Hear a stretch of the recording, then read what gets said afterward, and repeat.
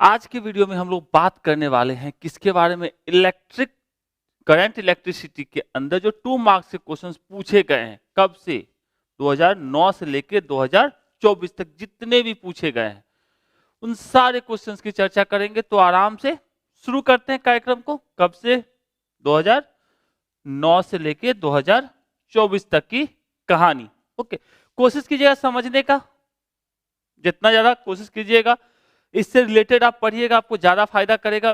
ज्यादा क्या बोलते हैं, अब भी इतना टाइम नहीं बचा है कि आप बहुत ज्यादा पढ़ो, ठीक है। अभी क्वेश्चन बैंक के अकॉर्डिंग टू पढ़ो, सफिशियंट है। 5 मार्क्स, 2 मार्क्स, 1 मार्क्स के जितने भी क्वेश्चन पूछेगा उसको रगड़ के पढ़ डालो, अच्छे मार्क्स आएंगे, ठीक है। प्रीवियस 2 साल से तो इतना है कि भैया 70 में 70 क्वेश्चन आप बना पाओगे सिर्फ क्वेश्चन बैंक के दम पे, ठीक है। तो इसलिए ज्यादा टेंशन नहीं लेना है, फटाफट क्वेश्चन बैंक को अच्छे समझ के पढ़ना है, इवन ऑब्जेक्टिव को भी। तो चलिए कार्यक्रम को शुरू करते हैं। सबसे पहले 2024 में जो क्वेश्चन पूछा था, पहली बार पूछा था, लेकिन आपको पढ़ाया गया होगा जरूर, मतलब पिछले साल के बैच को भी पढ़ाया गया था, उससे पहले वाले को भी पढ़ाया गया था। क्या पूछा गया था? ओमिक और नॉन ओमिक रेसिस्टेंस क्या है, what are ohmic and non ohmic resistance. Ohmic resistance और नॉन ओमिक रेसिस्टेंस क्या होते हैं, ठीक है। Write down one example of both, दोनों का एक एक एग्जांपल देना है, ठीक है। यहां पे रेसिस्टेंस के जगह पे यदि मान लो कंडक्टर भी लिखा रहता तो भी सेम ही कहानी लिखते। जहां पे हमने पूरी कहानी के अंदर किसको लिखा है, रेसिस्टेंस को लिखा, वहां पे आप क्या चिपका देते, कंडक्टर चिपका देते। हो सकता है इस साल 2024 से पूछा था किसके टर्म में, रेसिस्टेंस के टर्म में, अगले साल से पूछ दे कंडक्टर के टर्म में, ओमिक और नॉन ओमिक कंडक्टर क्या होता है। ओके, तो क्या होता है ओमिक कंडक्टर के एकदम एक लाइन में याद रखना है, जो ओम्स लॉ को फॉलो करता है वो ओमिक कंडक्टर, जो ओम्स लॉ को फॉलो नहीं करता है, नहीं करता है वो नॉन ओमिक कंडक्टर है। तो कह सकते हैं सिंपल सा, ohmic conductor are those, sorry ohmic resistance are those resistance which obey Ohm's law, ohms law को जो फॉलो करता है। जबकि नॉन ओमिक की बात करें, which do not obey Ohm's law, जो ओम्स लॉ को फॉलो नहीं करता है। Next, ohmic resistance, ohmic resistors current is in ohmic resistance current is directly proportional to voltage. याद होगा ओमिक के लिए हम लोग पढ़े थे Ohm's law, V is equals to I into R वाली कहानी, तो इसमें क्या था, V is directly proportional to I। तो ओम्स लॉ के अंदर ओमिक कंडक्टर या रेसिस्टेंस किसको फॉलो करता है, V is directly proportional to I या I directly proportional to V। जबकि ये ऐसा कुछ फॉलो नहीं करता है, तो कह सकते हैं in non ohmic resistance there is no linear relationship between किसके, V एंड I। ओके, इसके एग्जाम्पल की बात करें, जो मेटल्स हैं वो हो गए, कार्बन हो गए, ये सब क्या है, ओमिक रेसिस्टेंस के एग्जाम्पल है या ओमिक कंडक्टर के एग्जाम्पल है। जबकि सेमी कंडक्टर, डायोड, फिलामेंट, ठीक है, ये सब क्या है, नॉन ओमिक के एग्जाम्पल होते हैं। लीनियर रिलेशनशिप का मतलब होता है जो इसका VI कर्व बनता है, VI कर्व बनता है, वो एक स्ट्रेट लाइन बनता है, किसके लिए, ओमिक के लिए। ओके, जबकि नॉन ओमिक के लिए क्या बनता है, ये कर्व होता है। जैसे सेमी कंडक्टर कुछ ऐसा होता है, डायोड का कुछ अलग रहता है, आपका इलेक्ट्रिक बल्ब का जो फिलामेंट होता है उसका कुछ अलग रहता है, लेकिन स्ट्रेट लाइन नहीं बनता है। तो इलेक्ट्रिक बल्ब का जो फिलामेंट है वो भी अपना क्या है, नॉन ओमिक का एग्जाम्पल है। इतना याद रहेगा, ठीक है। तो दोनों क्लियर है।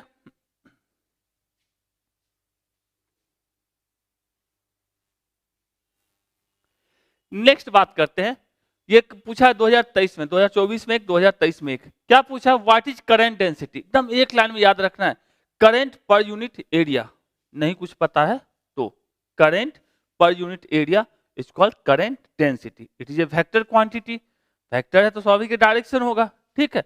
अब चलिए बात करते हैं, थोड़ा लंबा डिफिनेशन लिखना हो तो current density at a point inside a conductor is defined as the amount of charge flowing per second. Amount of charge flowing per second का मतलब क्या, current through unit area held normal to the direction of the flow of charge.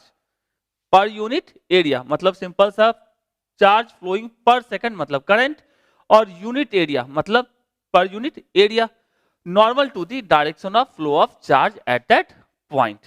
तो simple सा इसको J equals to लिखते तो क्या लिखते, सिंपल सा, नहीं कुछ याद रहता तो क्या लिखते, करंट पर unit area is called current density. लिख सकते एकदम एक लाइन में लिखना चाहते तो। अब चूंकि ये क्या है, ये वेक्टर क्वांटिटी होती है। करंट डेंसिटी क्या होता है? एक वेक्टर होता है। तो वेक्टर होगा तो इसके पास डायरेक्शन होगा, तो ये डायरेक्शन किसका होता है? पॉजिटिव चार्ज के फ्लो का जो डायरेक्शन होता है, कह सकते हैं direction is the direction of motion of positive charge. ठीक है, और ये क्या अपना वेक्टर क्वांटिटी। अब इसके यूनिट की बात करें तो यूनिट करंट के लिए एम्पियर और एरिया के लिए मीटर स्क्वायर, तो इसका एम्पियर पर मीटर स्क्वायर इसका क्या हो जाएगा? Unit. Ampere per metre square unit. इसके डायमेंशन की बात करें तो एम्पियर के लिए डायमेंशन ए लिख लेते हैं और मीटर स्क्वायर के लिए L2, तो क्या हो जाएगा? ये हो जाएगा L-2A। 1 लिखना चाहो 1 लिख लो, तो L-2A। तो इसके बारे में उम्मीद है आपको करंट डेंसिटी क्या है वो समझ में आया। ये एक वेक्टर होता है, ये समझ आया। इसका डायरेक्शन क्या होता है? पॉजिटिव चार्ज के फ्लो के डायरेक्शन में। इसका यूनिट क्या हुआ? एम्पियर पर मीटर स्क्वायर, और इसका डायमेंशन क्या हो गया? L-2A। ठीक है, ए लिखिए या आई लिखिए, एक ही बात है। तो ये हो गया दूसरा क्वेश्चन।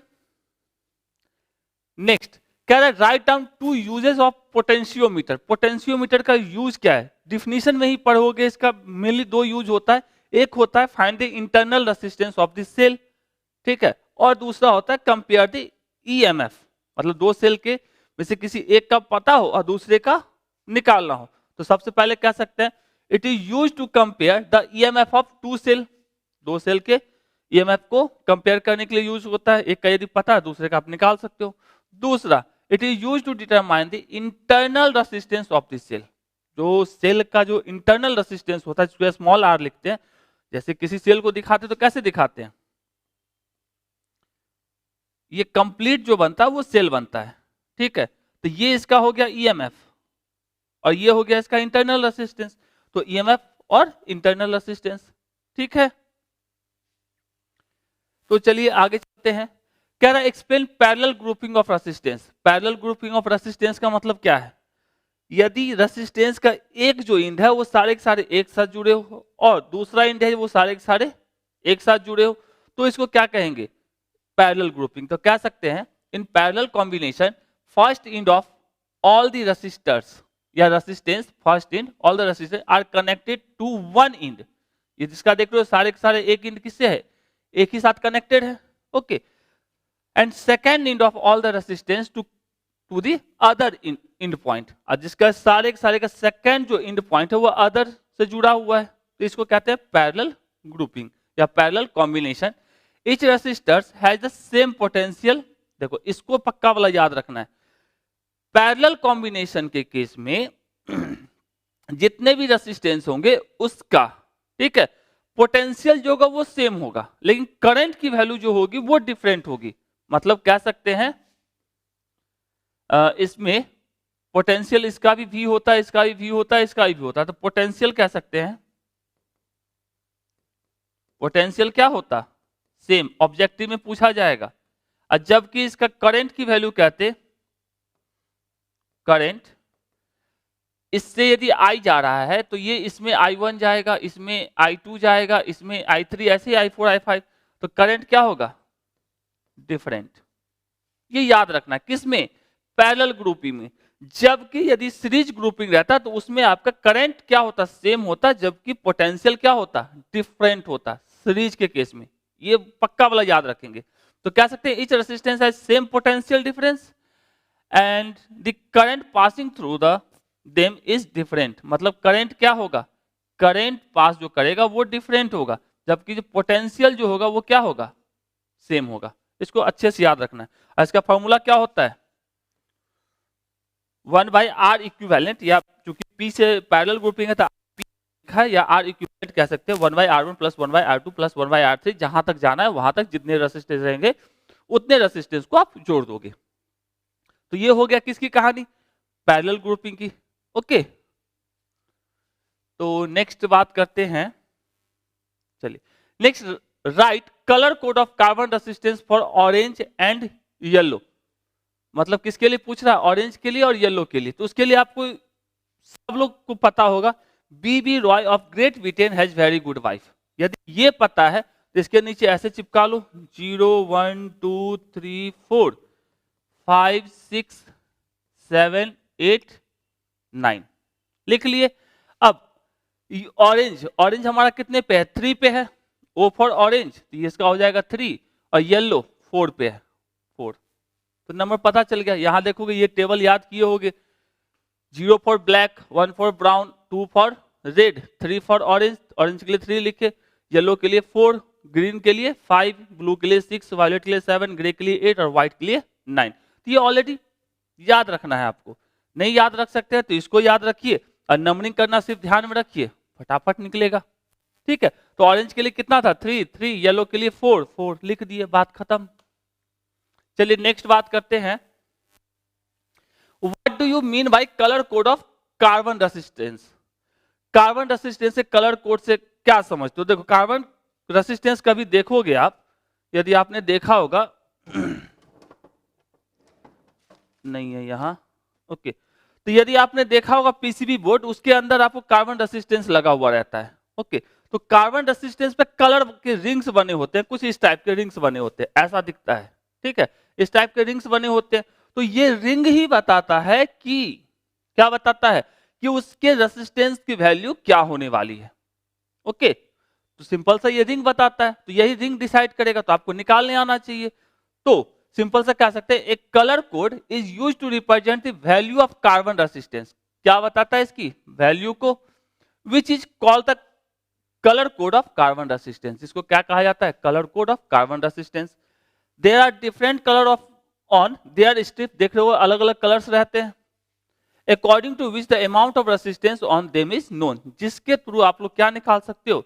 किसी भी रेसिस्टेंस का इस कलर कोड को देख के और निकाल सकते हो, उसके रेसिस्टेंस की वैल्यू को निकाल सकते हैं। जैसे फर्स्ट 2 डिजिट है अपना, देख रहे हो, फर्स्ट डिजिट ये और ये सेकंड डिजिट, जो पहले के 2 डिजिट होंगे, मतलब 2 पहले के कलर्स होंगे, वो पहले 2 डिजिट को बताएगा। तो फर्स्ट 2 रिंग्स किसको बताएगा? फर्स्ट 2 डिजिट को। तीसरा जो अपना ये बताता है मल्टीप्लायर, सिंपल सा कह सकते हैं डेसिमल मल्टीप्लायर को, जबकि फोर्थ जो रिंग है ये वाला, ये बताता है टॉलरेंस को। ठीक है, किसको बताएगा? टॉलरेंस को। इसको लिखने का तरीका होता है सिंपल सा, फर्स्ट जो भी 2 डिजिट है उसको ए बी लिख लिए, इनटू जो डेसिमल मल्टीप्लायर उसको लिख लिए, फिर प्लस माइनस d% टॉलरेंस को लिख लिए। ये पूरा का पूरा वैल्यू बताता है। अभी तक पूरा वैल्यू नहीं पूछा गया आपसे, ओके, लेकिन पूछ सकता है। जैसे एक एग्जांपल देखते हैं, जैसे ये अपने पास एक येलो कलर है, वायलेट है, रेड है, गोल्ड है। अब देखो इसको यदि हमको लिखना पड़ेगा, तो येलो के लिए सबसे पहले ये अपना ए, ये अपना बी, ये सी और ये डी। तो ए बी, एक में क्या है आपका? येलो है, तो येलो के लिए क्या होता है? 4 4। बी कौन सा है? वायलेट कलर है, वायलेट कलर के लिए कितना होता है? 7 4 7 इंटू सी, टॉलरेंस में रेड कलर को रखा गया, तो रेड कलर के लिए टॉलरेंस कितना है? 10 पे power 2 plus minus D, D में क्या है? ये शायद गोल्डन है, तो गोल्ड के लिए क्या है?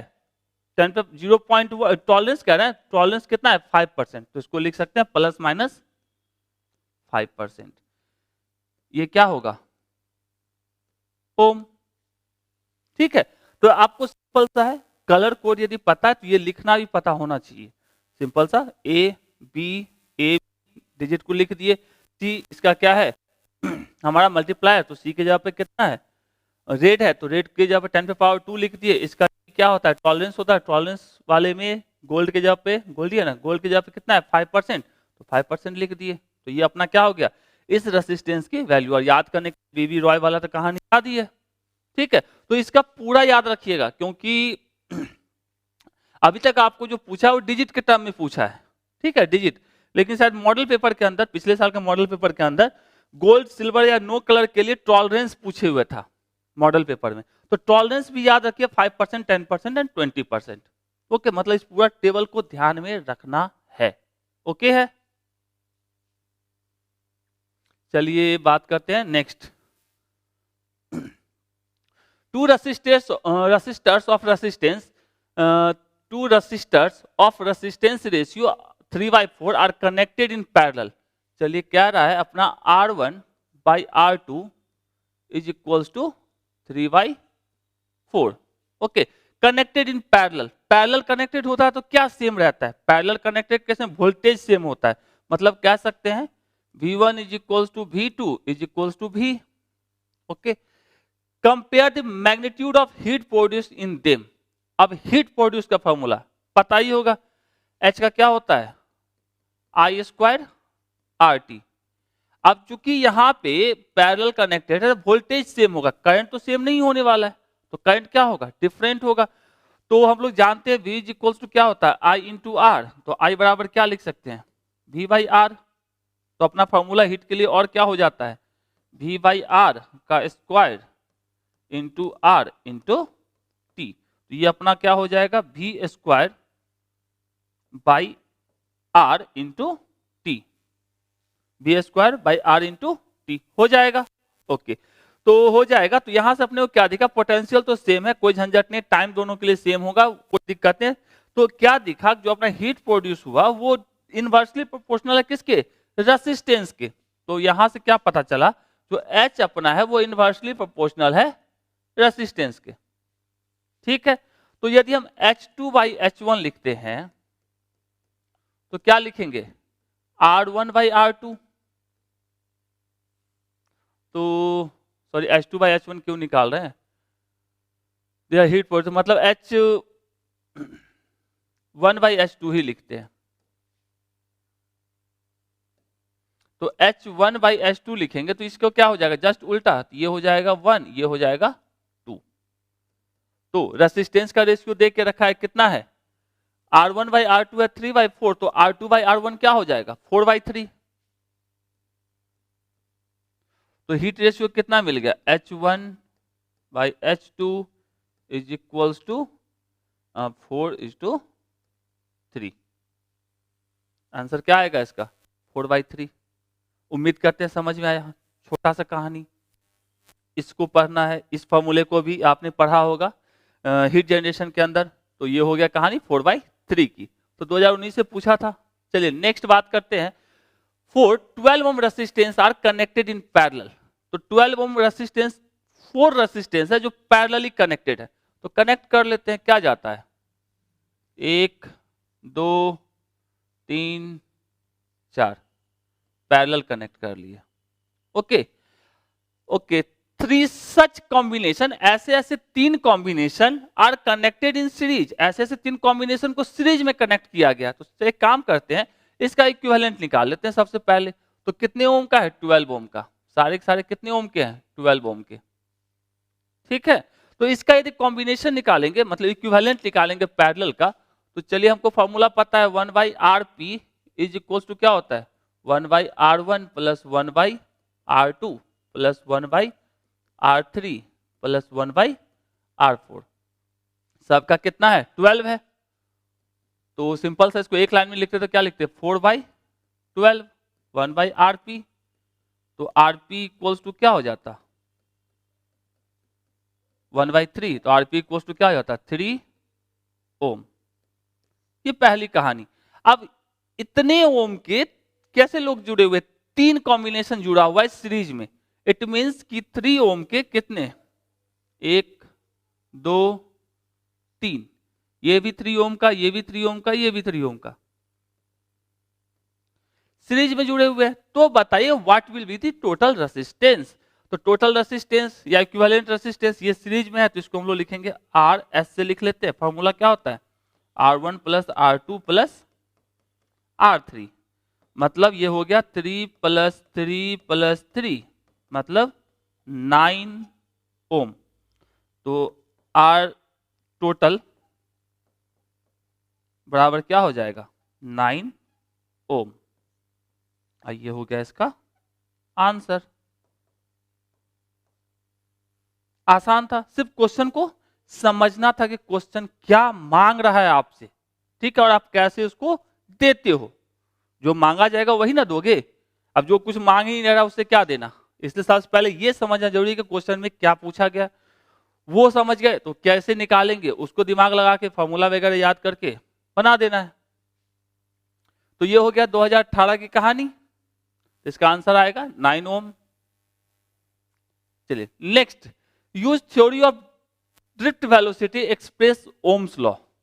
ठीक है, ड्रिफ्ट वेलोसिटी का थ्योरी को यूज करना है और क्या निकालना है, ओम्स लॉ को प्रूफ करना है। तो ड्रिफ्ट वेलोसिटी का फॉर्मूला याद होगा तो आप पढ़े थे, ई या सिंपल सा charge on electron, E capital E electric field by mass of electron या मास ऑफ चार्ज कह सकते हैं इनटू रिलैक्सेशन टाइम। ऑलरेडी ये फॉर्मूला कई बार आपको ऑब्जेक्टिव में पूछे हुए हैं। ऑलरेडी हम लोग जानते हैं ई बराबर क्या होता है, चैप्टर नंबर 2 में पढ़े होगे, E equals to V by L या वी बाई टी, ऐसा ही पढ़े होगे। तो सिंपल सा ई के जगह पे हमने रख दिया वी बाई एल, तो ये वाला फॉर्मूला कैसा बन गया, E V by M L into tau. ठीक है, ऑलरेडी हम लोग करंट के बारे में जानते हैं, करंट का फॉर्मूला क्या होता है, N E A V D, ये पढ़ाया गया होगा आपको। तो current equals to N E A V D, अब वी डी इक्वल्स टू क्या है, E V by M L, तो रख दिए सबकी वैल्यू को। यहां से अपने को क्या किए, अब यहाँ पे ये आई है, यहाँ पे ये भी है, तो इस भी को इधर ले आए, तो वी बाई आई, ऊपर क्या बचेगा, सिंपल सा ऊपर बच गया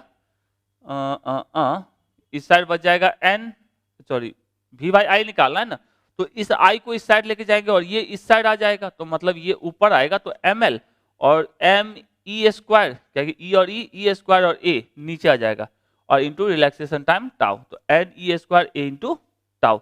अब चूंकि यहाँ पे M L N E square A और टाउ सारे के सारे कांस्टेंट है, तो इस सारे कांस्टेंट को बोला जाता है रेसिस्टेंस आर। ठीक है, तो रेसिस्टेंस आर, तो V by I equals to क्या आ गया, आर।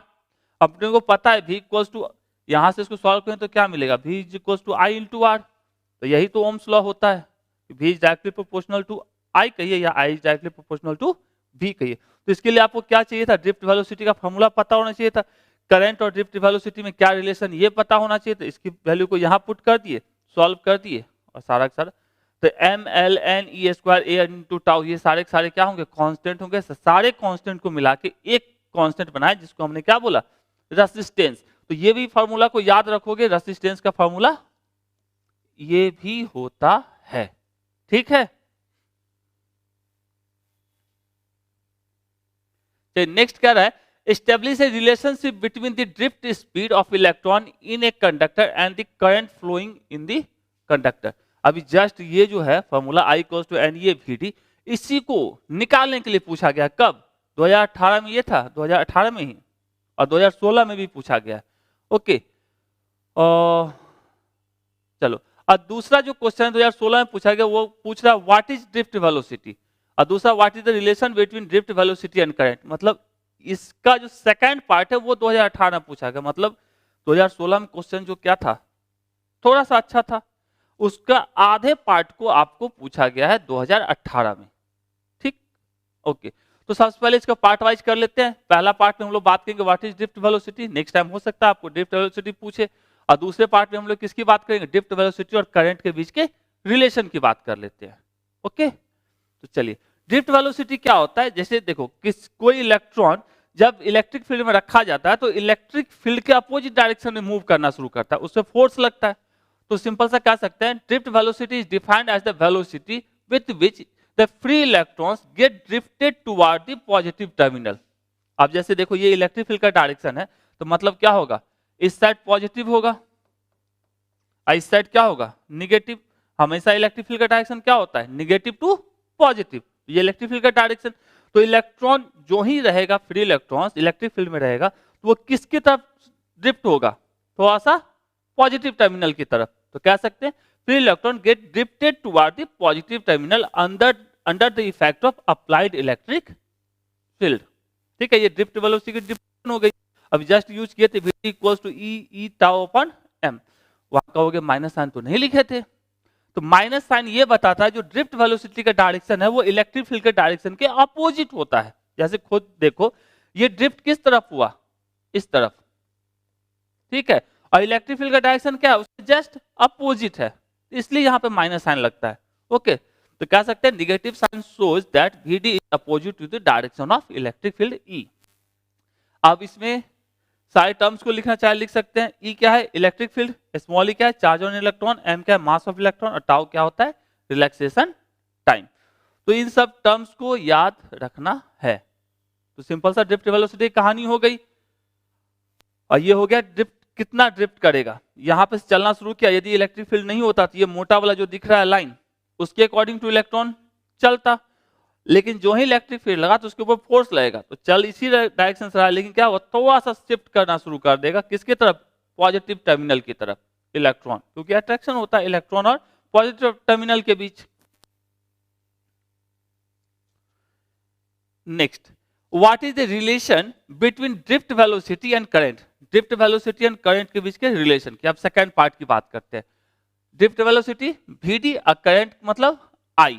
तो कुछ चीजों को यहां मान लेते हैं, रिलेशन एस्टेब्लिश करना है तो consider a conductor of length L and uniform area of cross sectional, ये uniform area of cross section क्या है A, एंड n क्या है number of electron per unit volume, n क्या है नंबर डेंसिटी कह सकते हैं, number of electron per unit volume. अब number of free electrons in conductor of length L, अब n क्या था number of electron per unit volume, ठीक है। तो यदि आपको नंबर ऑफ इलेक्ट्रॉन चाहिए होगा तो क्या बोलोगे इसको, number of electron is equal to n into volume, ऐसे ही लिखेंगे ना। अब वॉल्यूम मतलब क्या एरिया इंटू लेंथ, तो यहां क्या लिखते n into area into length, तो इसी को तो हमने लिखा NaL, ठीक है। अब total charge on this free electrons, charge मतलब क्या है इतने इलेक्ट्रॉन्स हैं, कितना चार्ज डेवलप होगा, तो याद होगा Q का फॉर्मूला क्या था n इंटू ई, तो इसको E से मल्टीप्लाई कर देंगे, किसको NaL को यदि हम E से मल्टीप्लाई कर देंगे इंटू E तो क्या हो जाएगा NaL into e, NaL into e, okay. अब time taken by the drift electron to cross the conductor, अब इस कंडक्टर जो लेंथ L है इसको एक पॉइंट से दूसरे पॉइंट तक जाने में इलेक्ट्रॉन को कितना टाइम लगने वाला है, तो मतलब लेंथ सिंपल सा कह सकते हैं वेलोसिटी इक्वल्स टू क्या होता है, या स्पीड इक्वल्स टू क्या डिस्टेंस अपॉन टाइम, तो टाइम बराबर क्या हो जाएगा डिस्टेंस बाय या डिस्प्लेसमेंट बाय वेलोसिटी लिखो, ठीक है। तो डिस्टेंस कितना लेंथ कवर करना है इसको L डिस्टेंस को कवर करना है और कितने वेलोसिटी के साथ vd वेलोसिटी ड्रिफ्ट वेलोसिटी के साथ। अब करंट इक्वल्स टू हम लोग क्या जानते हैं I equals to Q by T, already पहले से पता है। Q equals to NeAl, already अभी जस्ट कहां निकाले हैं Q इक्वल्स टू NeAl निकाले हैं, यहां से रख दिए। टाइम बराबर क्या होता है सिंपल सा टाइम बराबर L बाई VD। अब इसको सॉल्व करोगे तो L से L कट जाएगा, ये से ये साफ हो जाएगा, VD चला जाएगा ऊपर, तो क्या हो जाएगा NeAVD। तो यही होता है करंट और ड्रिफ्ट वेलोसिटी के बीच का रिलेशन। तो जिस समय आप इसको बनाओगे उस समय छोटा सा फिगर बना लेंगे, पूरी कथावाचन कर लेंगे, हर एक टर्म को क्लियरली समझा देंगे कि भैया कौन क्या है, ठीक है। तो ये 2 मार्क्स में पूछा गया था, कब, ये तो मतलब कह सकते हैं 2016 में, शायद 16 में ही पूछा गया था ना, 16 में पूछा गया था पूरा पूरा दोनों टर्म, ठीक है। 18 में तो हाफ टर्म पूछा गया है, तो उम्मीद करते हैं समझ में थोड़ा सा आया, पढ़े होंगे तो फटाक से समझ में आ जाएगा।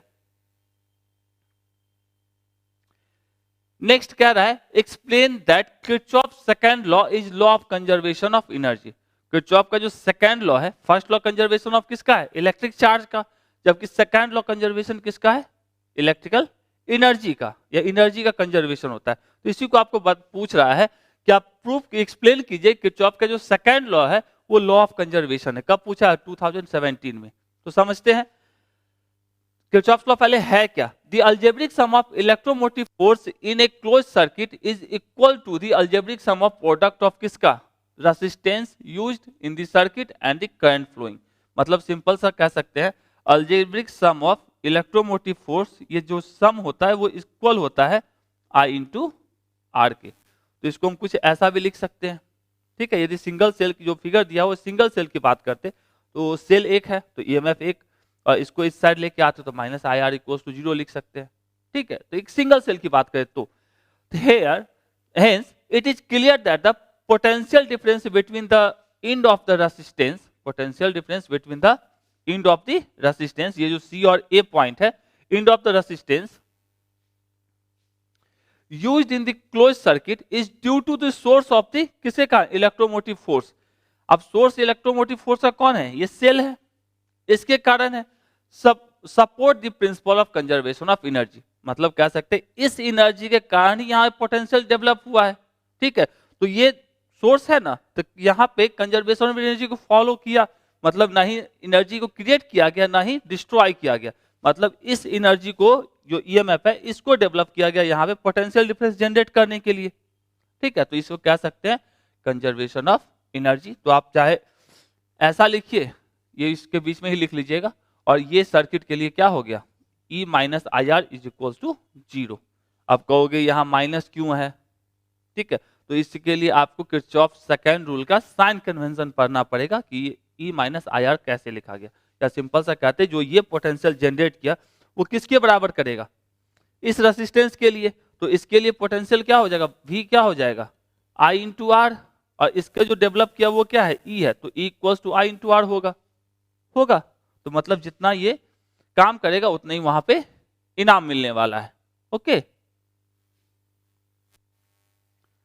नेक्स्ट क्या रहा है, a bulb rated 100 watt 220 volt is connected across 220 volt, ठीक है, calculate electrical power loss.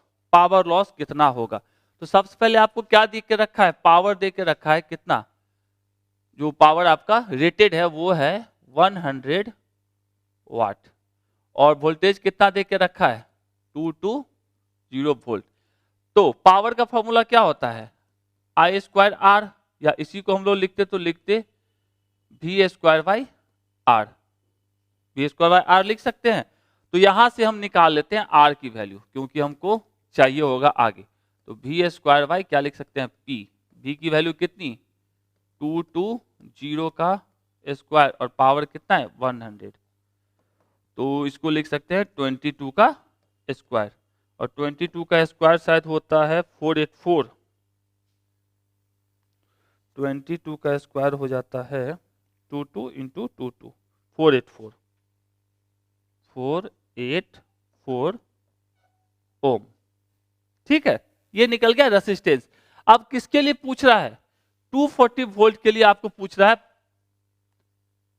Electrical power loss. तो 240 वोल्ट के लिए पावर कितना होगा, P इक्वल्स टू क्या लिख सकते हैं V square by R, V की वैल्यू कितनी है 240, ये इनिशियल पावर था, चलिए यहां से, और P2 जो निकला वो 240 डिवाइडेड बाई R कितना निकाले 484, तो ये अपना हो जाएगा 240, तो 240 इंटू 240 इज इक्वल टू इतना डिवाइडेड बाई 484, ये हो जाता है 119 वाट, ठीक है, P2 निकल गया। तो यहां से पूछ रहा है पावर लॉस, तो पहले ये पावर था, अब ये पावर हुआ, ठीक है, तो कितना का पावर लॉस हुआ, तो सिंपल सा P2 इक्वल्स टू इतना, तो पावर लॉस इक्वल्स टू क्या लिखेंगे P2 माइनस P1, 119 माइनस 100, मतलब कह सकते हैं 19 वाट। सिंपल सा ये हो गया इसका आंसर, इजी था। सबसे पहले वाले जो गिवन डाटा उससे हमने रेसिस्टेंस निकाला, और दूसरे वाले जो आपको पोटेंशियल डिफरेंस देकर रखा उसमें यूज करके हमने पावर निकाल लिया, और इनिशियल फाइनल वाले को माइनस कर लिए, तो अपने को पता चल गया भैया पावर लॉस कितने का है 19 वाट का है, तो आंसर क्या हो जाएगा 19 watt. Next, state Kirchhoff's two laws for electrical network. दो ही तो लॉ है, ठीक है, अभी जस्ट बात किए थे फर्स्ट लॉ और सेकेंड लॉ। फर्स्ट लॉ को और कहा जाता है करंट लॉ या जंक्शन लॉ कहा जाता है, ठीक है, ये किसके ऊपर बेस्ड होता है, ये होता है कंजर्वेशन ऑफ चार्ज के ऊपर बेस्ड होता है, जबकि सेकंड लॉ को वोल्टेज लॉ या लूप लॉ भी कहते हैं, और ये बेस्ड होता है कंजर्वेशन ऑफ एनर्जी। ये दोनों टर्म को अच्छे से याद रखिएगा, ये पहला वाला बेस्ड होता है कंजर्वेशन ऑफ चार्ज, और दूसरा वाला बेस्ड होता है कंजर्वेशन ऑफ एनर्जी, ठीक है। फर्स्ट लॉ क्या कहता है, the algebraic sum of electrical current at a junction in any electrical network is always zero. It means, मान लो ये कोई क्या है जंक्शन पॉइंट है, यहां पे करंट आ रहा है, जा रहा है, आ रहा है, ठीक है, ये I1, ये I2, ये I3, ये I4, तो यहां पे, ठीक है, तो टोटल सम होगा इलेक्ट्रिकल करंट का वो जीरो होगा, ये कह रहा है ना, algebraic sum of electrical current, it means यहां पे summation of I equals to zero होगा। तो इसमें कन्वेंशन माना जाता है, साइन कन्वेंशन ऐसा, जो इनकमिंग करंट है उसको पॉजिटिव मान लेते हैं और आउटगोइंग करंट को क्या मान लेते हैं, नेगेटिव मान लेते हैं। तो उसके हिसाब से यहां हम लिखते तो क्या लिखते, I1 plus I2 minus I3 minus I4 is equals to 0। उसी को summation of I equals to 0। Second law में याद रखना है कंजर्वेशन ऑफ एनर्जी बेस्ड होता है। ये क्या कहता है, the algebraic sum of all the potential drop and EMF along any close circuit या close loop in an electrical network is always 0। अभी जस्ट पीछे ही बात किए थे, किसी क्लोज लूप के लिए क्या, अभी जस्ट ऐसा वाला बात किया है ना, ये रेसिस्टेंस R, ठीक है। तो इसके लिए अपना समेशन ऑफ इलेक्ट्रिकल पोटेंशियल जितना भी होगा, जितने भी सेल लगे हुए होंगे, total summation of EMF is equal to क्या होगा, पोटेंशियल ड्रॉप के बराबर होगा। मतलब जितने भी रेसिस्टेंस होंगे उसके कारण जो सम आप निकालोगे, उसका सम, जितने भी सेल लगे होंगे उसके कारण जो ईएमएफ होगा उसका सम, ये दोनों क्या होंगे, इक्वल होने वाले हैं। तो ये कब पूछा था, 2016 में पूछा था 2 मार्क्स में। तो आज के डेट में जब भी पूछता है तो इस दोनों में से किसी एक के बारे में पूछता है, मतलब क्वेश्चन छोटा करते जा रहा है। ओके, तो ध्यान में रखेंगे कहानी को।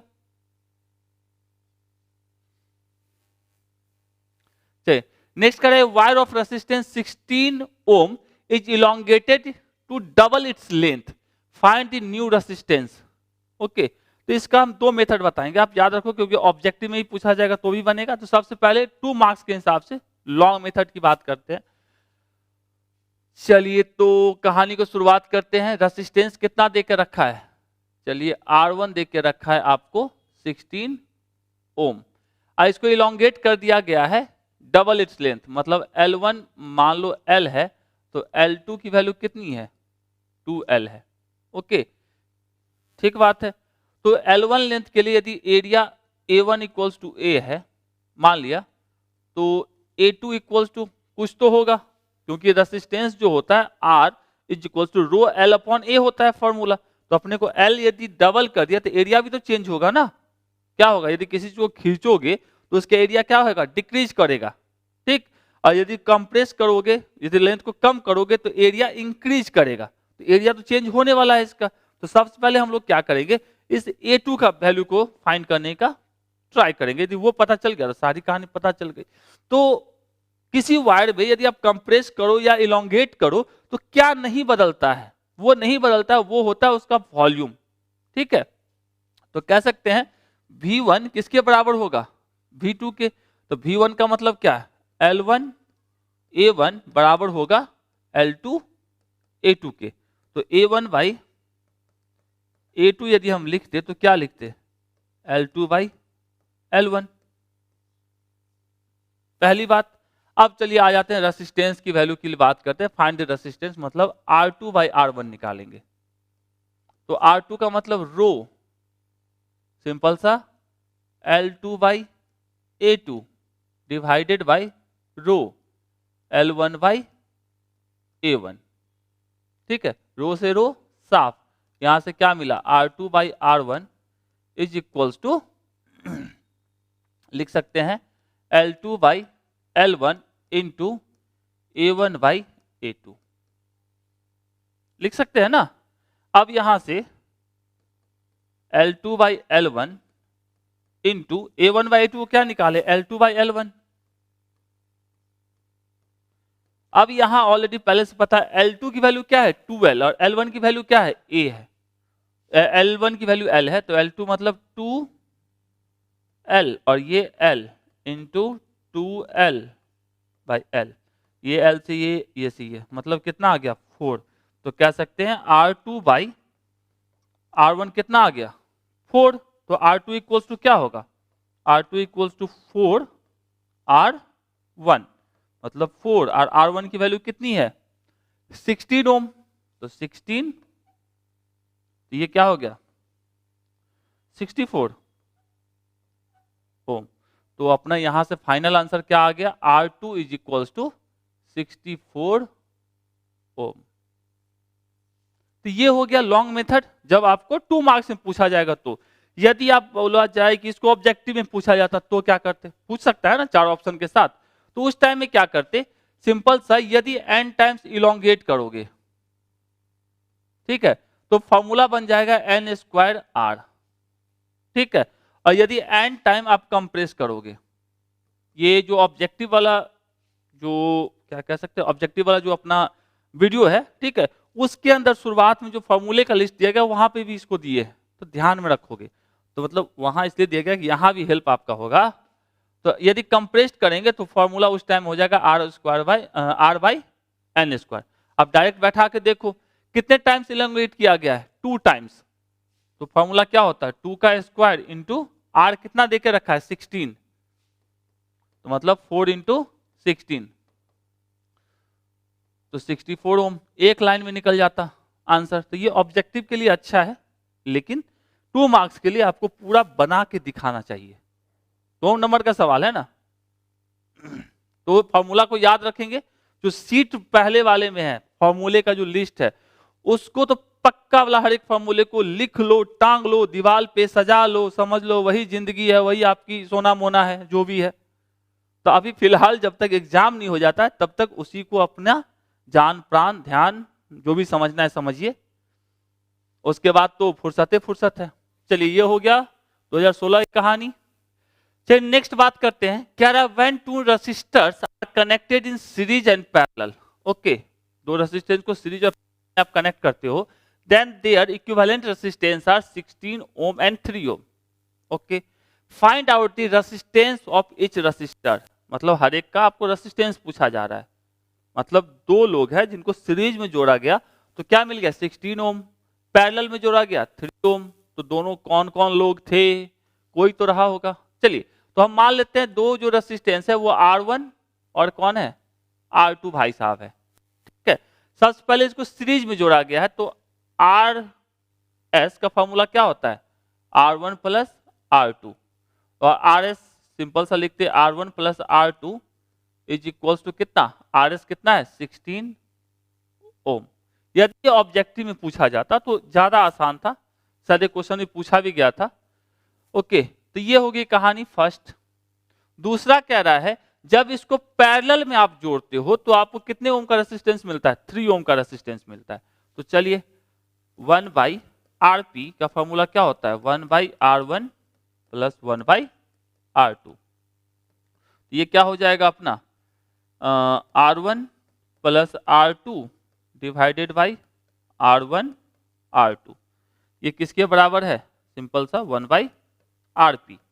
तो 1 बाई RP मतलब RP की वैल्यू कितनी है 3 ओम है, 3 is equal to R1 plus R2 की वैल्यू कितनी है 16 डिवाइडेड बाई R1 R2। इसको सॉल्व करेंगे तो क्या लिखेंगे, R1 R2 is equal to 16 into 3 48 ohm, लिख सकते हैं ना। ये हो गया R1 R2 की वैल्यू। अब R1 प्लस R2 पता है, R1 इंटू R2 पता है, तो अब हम लोग निकाल लेते हैं किसको, R1 माइनस R2 को। तो कुछ ऐसे R1 माइनस R2 का स्क्वायर इज इक्वल टू क्या लिख सकते हैं, R1 प्लस R2 का स्क्वायर माइनस 4R1 R2 लिख सकते हैं। सॉल्व करेंगे तो आपको पता चल जाएगा भैया, माइनस माइनस बन जाएगा अपना। तो यहां से R1 प्लस R2 की वैल्यू कितनी है, R1 प्लस R2 की वैल्यू जो है 16, तो 16 का square minus 4 into R1 R2 की वैल्यू कितनी है 48, तो 48। अब 16 का स्क्वायर, मेरा मैथमेटिक्स कमजोर है, 16 इंटू 16 ये हो जाता है 256, 256 माइनस 48 इंटू 4 ये हो जाता है 192। अब माइनस कर लेते हैं, 192 माइनस 256 ये हो जाता है 64। ये किसकी वैल्यू है, R1 माइनस R2 के स्क्वायर की, ठीक। तो R1 माइनस R2 क्या हो जाएगा, R1 माइनस R2 बराबर हो जाएगा रूट अंडर 64। तो मतलब R1 माइनस R2 बराबर 8 ओम, ठीक। अब आपको पता चल गया R1 प्लस R2 पता है, R1 माइनस R2 पता है, तो तकलीफ का है, कोई तकलीफ नहीं है। अब इस दोनों को सॉल्व कर लेते हैं, तो R1 plus R2 is equal to कितना 16 और R1 minus R2 is equals to 8। दोनों को ऐड कर लेंगे तो क्या हो जाएगा, 2R1 इज इक्वल्स टू 24 हो जाएगा ना। तो R1 इक्वल्स टू कितना, 12 ओम, ये R1 निकल गया। अब R2 चाहिए तो R2 इक्वल्स टू क्या लिख सकते हैं, R2 इज इक्वल्स टू लिख सकते हैं 16 माइनस R1। तो क्या हो जाएगा अपना ये 16 माइनस 12, तो 4 ओम, किसकी वैल्यू, R2 की वैल्यू। आसान था। तो 12 एंड 4 ओम क्या हो जाएगा, रेसिस्टेंस की वैल्यू हो जाएगी। आंसर क्या है इसका, 12 ओम एंड 4 ओम। ये 2015 में पूछा, चलिए अच्छी बात है। Next, the wire of resistivity rho is stretched to double its length, what will be its new resistivity।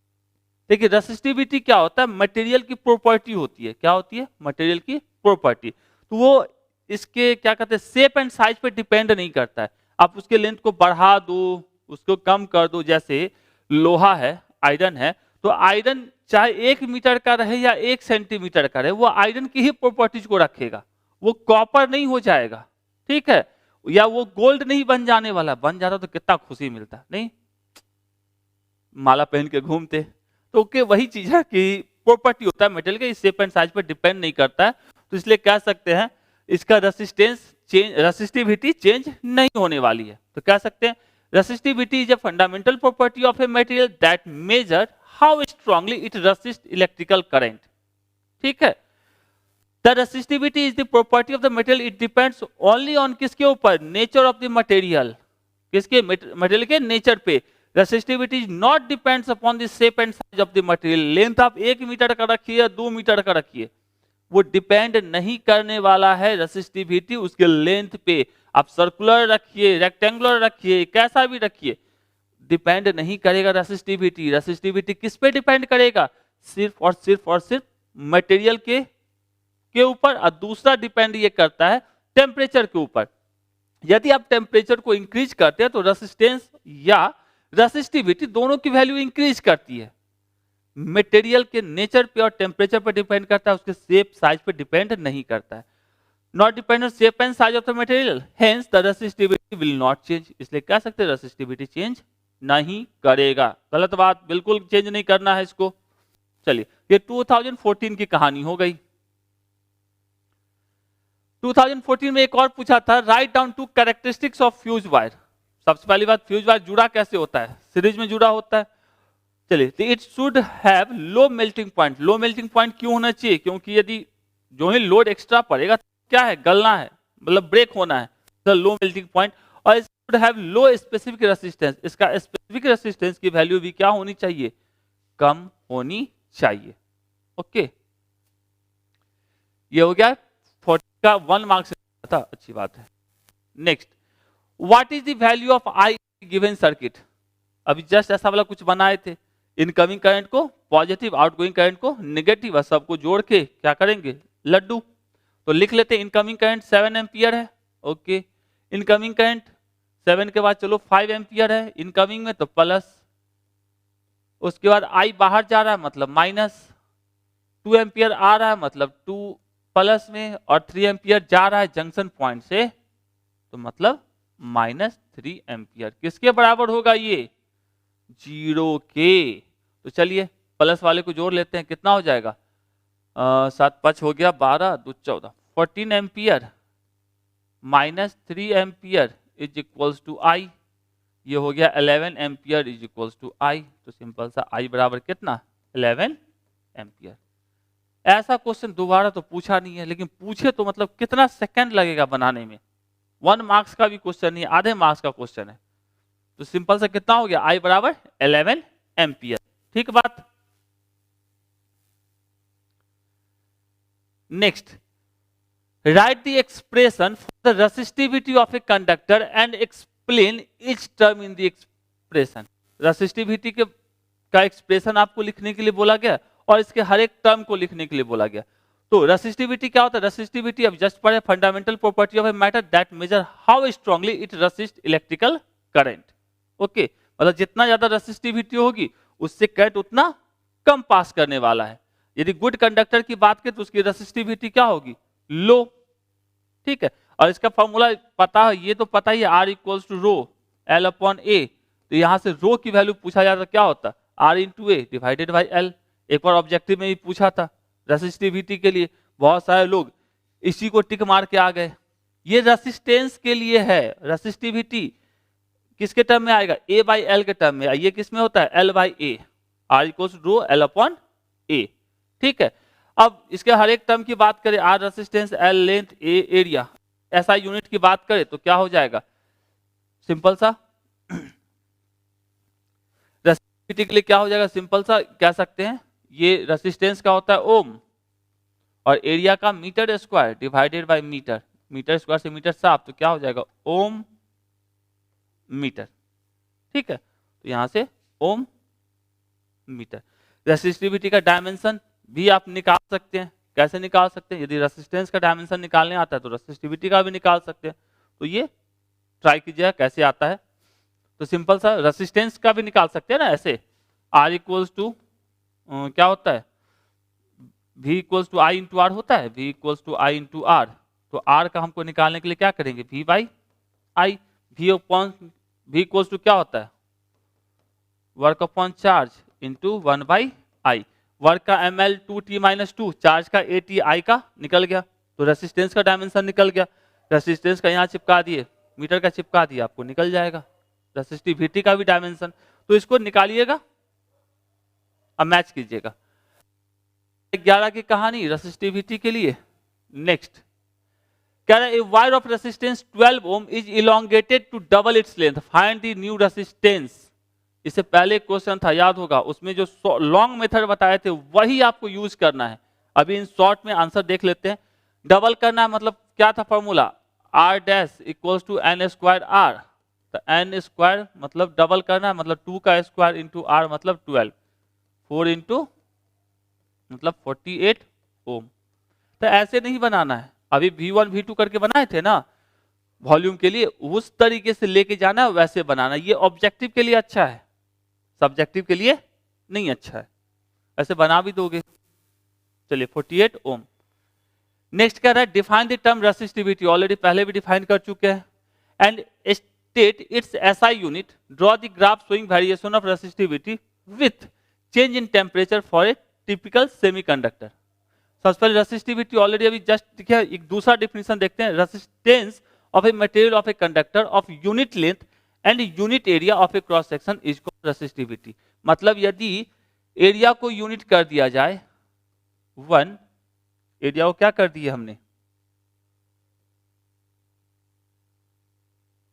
Area को 1 और लेंथ को भी हम यूनिट कर दिया, यूनिट लेंथ, तो ये किसके बराबर हो जाएगा, R के। तो यूनिट एरिया और यूनिट लेंथ के लिए रेसिस्टेंस जो आएगा वही क्या कहलाएगा, रेसिस्टिविटी कहलाएगा।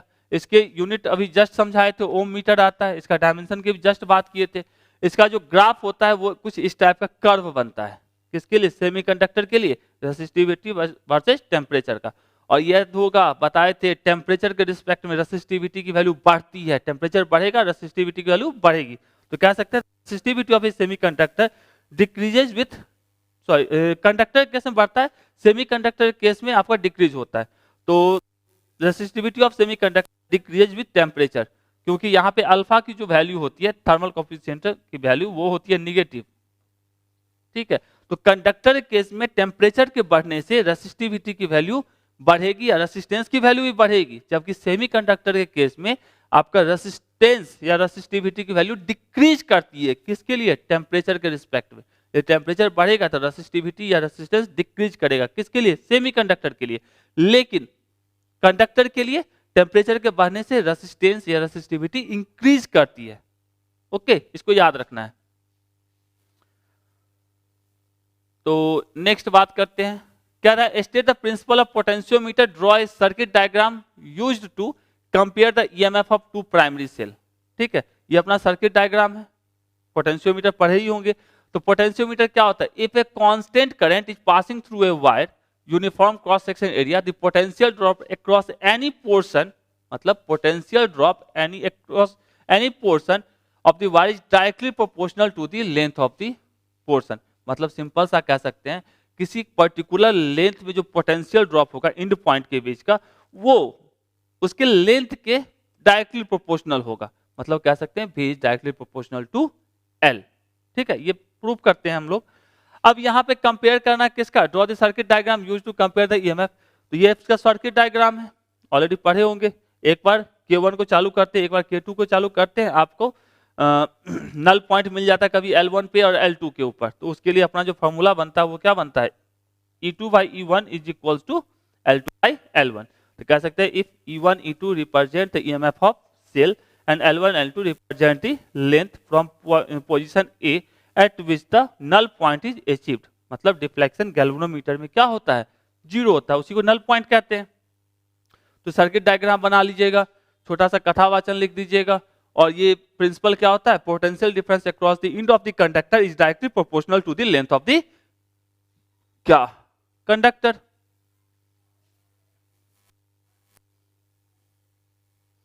Next, what will be the result if the student connect the voltmeter in series and ammeter in parallel। Voltmeter को कैसे जोड़ा जाता है, वोल्टमीटर हमेशा पैरेलल जुड़ता है, लेकिन इसने कैसे जोड़ दिया, सीरीज में।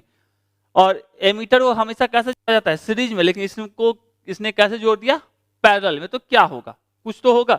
वोल्टमीटर का जो अपना रेसिस्टेंस होता है वो हाई रेसिस्टेंस होता है, तो जो ही आप इसको सीरीज में जोड़ोगे तो क्या होगा, करंट का फ्लो को स्लो कर देगा। कह सकते हैं when it is connected in series its decrease the current going to the circuit, current के फ्लो को स्लो कर देगा। दूसरा, एमीटर पैरेलल, एमीटर को हमेशा कैसे जोड़ा जाता है, सीरीज में। यदि आप, इसका रेसिस्टेंस क्या होता है, लो होता है, ठीक, रेसिस्टेंस क्या होता है, वेरी इन। जो ही आपको इसने पैरेलल में जोड़ा तो रेसिस्टेंस लो होने का सर्किट से करंट ना जाके एमीटर से निकलना शुरू करेगा, और जो ही एमीटर से निकलना शुरू करेगा रेसिस्टेंस कम है, वो ब्लो कर जाएगा, जल जाएगा, कहानी खत्म उसकी। तो क्या, so when current connected in parallel the current would bypass this circuit. Current क्या करेगा, सर्किट को बाईपास करेगा, मतलब उधर से ना जाके एमीटर से जाना शुरू कर देगा। All go through the ammeter and blow out the ammeter, जिसके कारण एमीटर क्या हो जाएगा, जल जाएगा, राख हो जाएगा, करिया हो जाएगा, कुछ ना दिखेगा उसमें। पूछते हैं नेक्स्ट बात करते हैं, why is internal resistance of a secondary cell is low. Secondary cell दो टाइप के होते हैं, एक primary cell, secondary cell. Primary cell का मतलब जिसको आप चार्ज नहीं, मतलब चार्ज नहीं कर सकते हो, ठीक है, एक बार डिस्चार्ज हो गया तो हो गया, उसको प्राइमरी सेल कहते हैं। केमिस्ट्री में और अच्छे से पढ़े होंगे। और सेकेंडरी सेल कौन सा होता है, जिसको चार्ज कर सकते हो, जैसे बैटरी वगैरह जो होता है अपना इन्वर्टर वगैरह के साथ, उसके जो सेल्स होते हैं वो क्या होते हैं, सेकेंडरी सेल होते हैं। और सेल के बारे में केमिस्ट्री में खूब डिटेल में पढ़ा है आपने। तो इसके अंदर क्या होता है, as in secondary cell distance between the two plates is greater. Secondary cell में क्या होता है, जो दोनों प्लेट्स है एनोड और कैथोड, इनके बीच का डिस्टेंस ज्यादा होता है। And their size are big, इसका साइज भी बड़ा होता है। There is no polarization in secondary cell, इसके अंदर पोलराइजेशन नहीं होता है। Due to this cause internal resistance of the secondary cell is low. जिसके कारण हम क्या कह सकते हैं, इंटरनल रेसिस्टेंस जो सेल का होता है वो क्या होता है, लो होता है। ठीक है, तो सेकेंडरी सेल का इंटरनल रेसिस्टेंस लो होता है। सेकेंडरी सेल वगैरह जल्दी पूछता नहीं है। अब तो मतलब अभी इधर काफी समय से सेकेंडरी प्राइमरी कोई चर्चा ही नहीं हुई है, आपको केमिस्ट्री में मिलेगा ही। ओके, तो ये हो गई कहानी 2009 की 2 मार्क्स की। तो इतने क्वेश्चंस अभी तक खोज के लाके यहां रखे गए हैं। उम्मीद करते हैं आपको समझ में है। समझ में आया तो कमेंट करके बताइएगा, और लाइक कीजिएगा, अपने दोस्तों के साथ शेयर कीजिएगा। अच्छा लगता है यार जब आप लोग कमेंट करके बताते हैं कैसा लगा, कभी जब रिजल्ट आता है तो। ठीक है, मिलते हैं अगली कहानी में। Thank you.